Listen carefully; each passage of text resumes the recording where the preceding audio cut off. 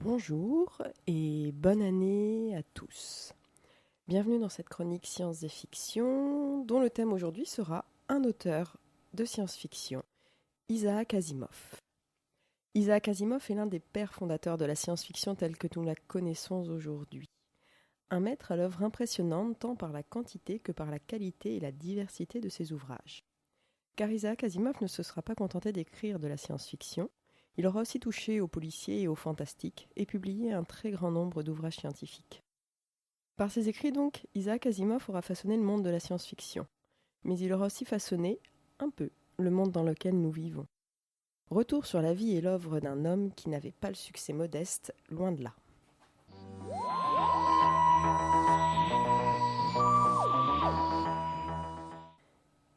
Isaac Asimov est né le 2 janvier 1920 dans une petite communauté juive en Russie occidentale. Il n'y vivra que 3 ans, ses parents migrant aux États-Unis dès janvier 1923. Le père d'Isaac Asimov est ce qu'on appelle un érudit, c'est-à-dire qu'il a perfectionné sa connaissance du Talmud en continuant ses études auprès d'un rabbin après l'école hébraïque. Cependant, son père est un athée convaincu et très rapidement, aux États-Unis, il abandonnera toute pratique religieuse. D'ailleurs, Isaac Asimov aussi sera un athée convaincu et cela façonnera toute son œuvre. Ayant grandi dans une famille d'érudits, Isaac Asimov était dès son plus jeune âge passionné par les livres. Son seul et unique souvenir de Russie est d'ailleurs un livre d'images d'oiseaux qu'il a mis à Sharpie à force d'en tourner les pages. Dès 6 ans, il est inscrit à la bibliothèque municipale de son quartier de Brooklyn, à New York.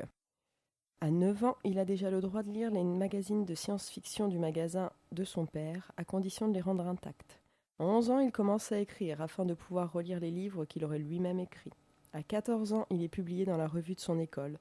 Et à 15 ans, il a sa première machine à écrire pour entrer à l'université. Isaac Asimov deviendra chimiste. Il travaillera dans un laboratoire durant la Seconde Guerre mondiale, passera sa thèse en 1948 et sera enseignant de chimie dans une université de 49 à 57.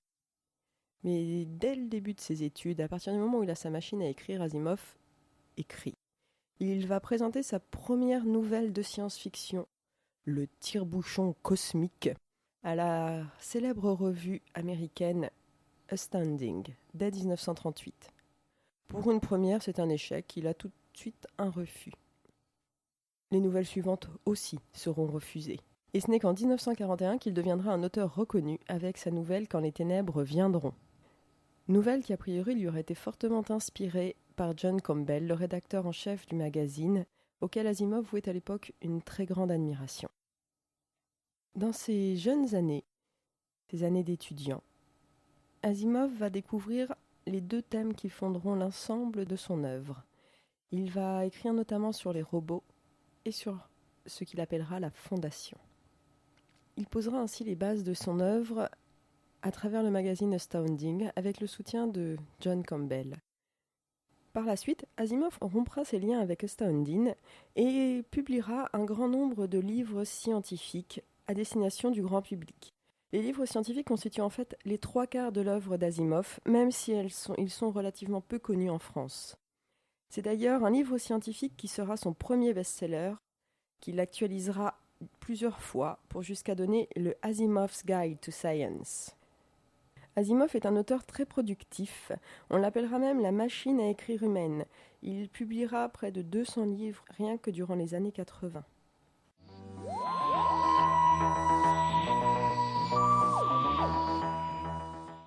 Cependant, les œuvres majeures d'Asimov restent sans conteste ces 2 cycles de science-fiction, le Grand Livre des robots et le cycle de Fondation.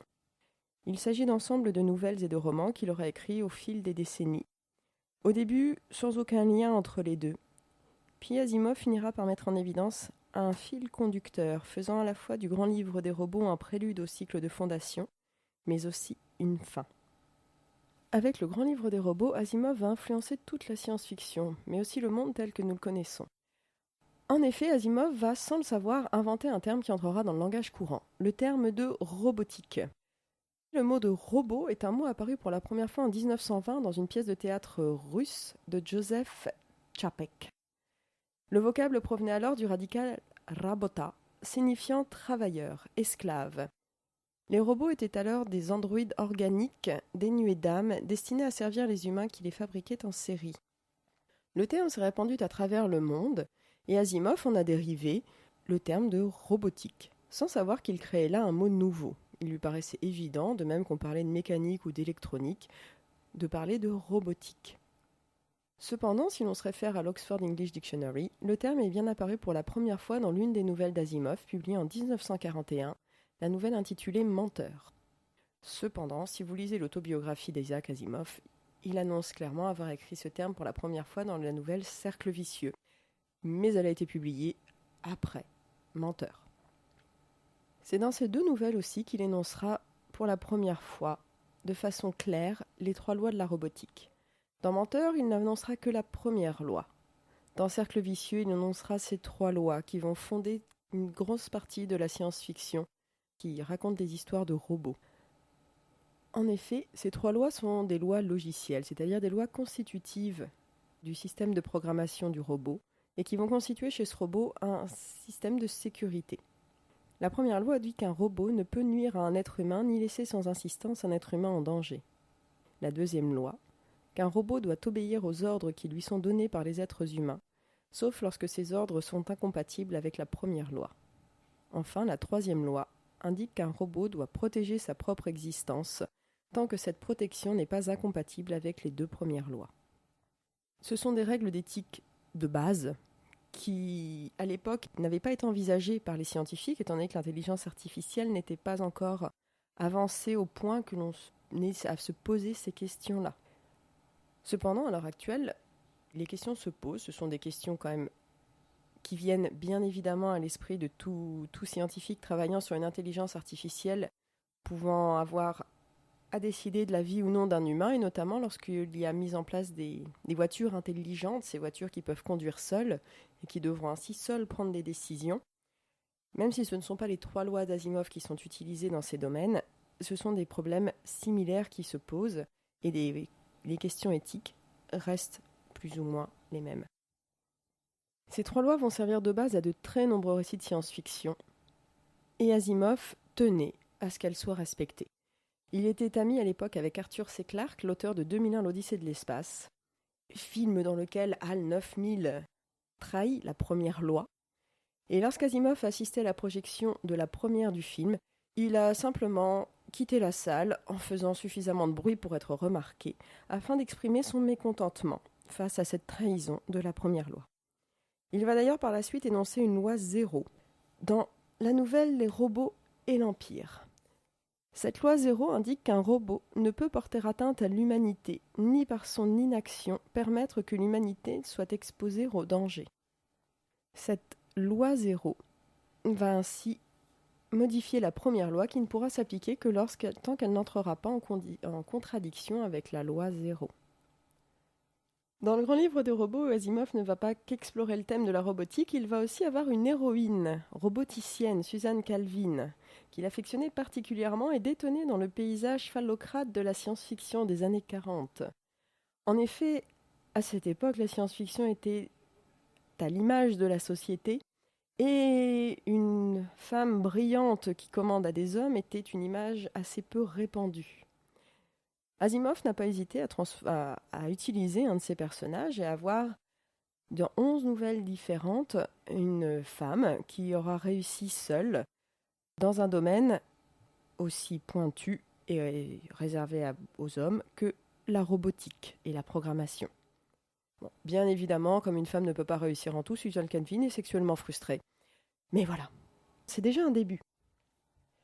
Une autre œuvre majeure d'Asimov, ça va être le cycle de fondation. Dans celui-ci prend place dans un très lointain futur. Un mathématicien, Harry Seldon, découvre des équations permettant de modéliser l'avenir. Dès lors, de très puissantes forces vont s'affronter pour s'approprier ces équations, car mieux vaut fabriquer un bon avenir qu'en prédire un mauvais. Seldon, comprenant que sa découverte pourrait être utilisée à mauvais escient, va lui-même l'utiliser afin de protéger l'avenir de l'humanité. Il va suggérer de créer une fondation dont le rôle serait de rassembler tout le savoir de l'humanité dans une grande encyclopédie et ainsi de pouvoir assurer un avenir plus paisible que celui qui se présente. Dans le cycle de fondation, les grands absents sont les robots. On ne les voit quasiment pas, on ne les voit même pas du tout durant le cycle. On ne les retrouve que très très tardivement, appliquant la loi zéro. Asimov aura ainsi réussi à lier ces deux grandes œuvres pour en faire une grande histoire, qui débutera en 1982 avec la naissance de Suzanne Calvin et trouvant sa conclusion quelques 20 000 ans plus tard, à nouveau grâce à des robots.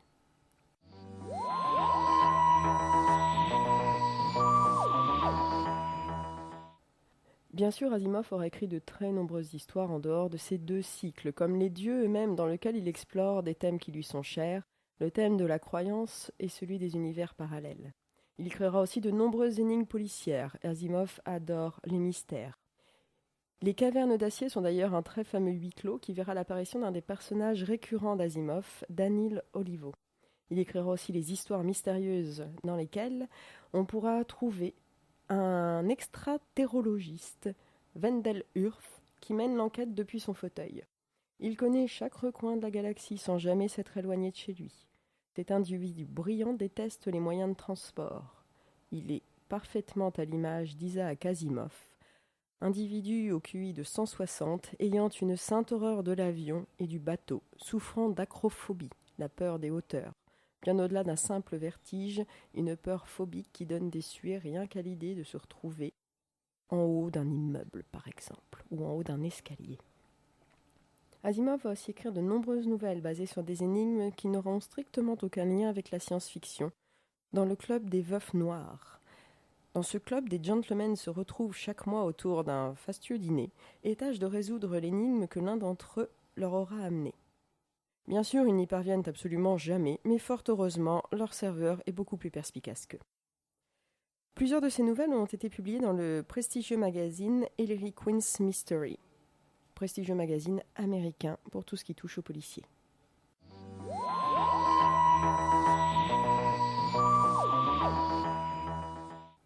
De par son écriture fluide, simple à lire, expliquant clairement les sciences, grâce à sa passion de comprendre et de faire comprendre, Isaac Asimov aura profondément marqué la science-fiction, mais aussi le monde dans lequel nous vivons. Joseph Engelberger, un Américain, montra la première entreprise productrice de robots industriels à la fin des années 50, Unimation Incorporation, parce qu'alors qu'il était étudiant en physique à l'université de Columbia, il se passionnait pour les histoires de robots écrites par un de ses condisciples, un certain Isaac Asimov. Et oui, par ces histoires, Isaac Asimov aura amené un homme à créer l'une des plus grandes entreprises de robotique au monde et aura ainsi contribué au développement des robots industriels. Asimov s'est éteint le 6 avril 1992 à l'âge de 72 ans à Brooklyn, à New York. Il est décédé de complications cardiaques et rénales dues au virus du sida, par lequel il avait été contaminé à l'occasion d'une transfusion sanguine lorsqu'il avait subi un triple pontage cardiaque. Avec sa disparition, la science-fiction a perdu l'un de ses maîtres.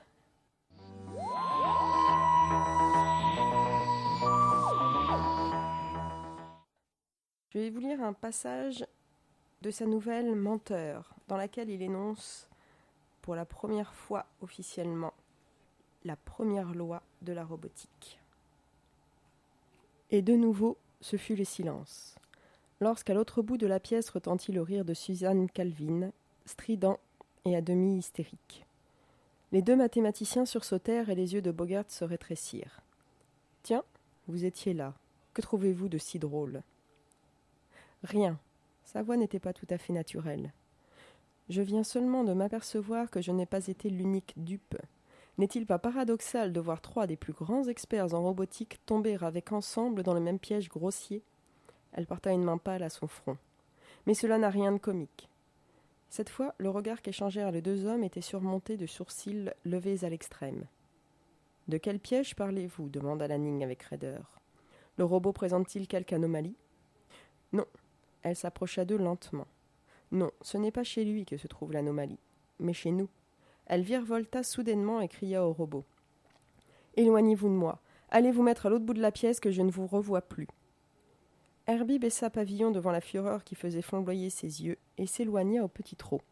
« Que signifient ces vociférations, docteur Calvin » demanda Lanning d'une voix hostile. Elle leur fit face et, d'un ton sarcastique, « Vous connaissez certainement la première loi fondamentale de la robotique. » Les deux autres inclinèrent la tête avec ensemble. « Certainement, dit Bogert avec impatience. Un robot ne peut attaquer un être humain ni, restant passif, laisser cet être humain exposé au danger. » Merveilleusement exprimé, ironisa Calvin. Mais quel genre de danger? Quel genre d'attaque? Mais tous les genres. Exactement. Tous les genres. Mais pour ce qui est de blesser les sentiments, d'amoindrir l'idée que l'on se fait de sa propre personne, de réduire en poudre les plus chers espoirs, sont cela des choses sans importance ou au contraire? Lanning fronça les sourcils. Comment voulez-vous qu'un robot puisse savoir? Puis il se tut, avec un cri étranglé. Ceci était donc un extrait de la nouvelle Menteur, paru dans Le Grand Livre des Robots aux éditions Omnibus en 1990. Je vous remercie de votre attention, vous souhaite une belle journée, un beau mois, et vous retrouve donc en février pour parler cette fois plus de science que de fiction, notamment en abordant le thème de l'évolution.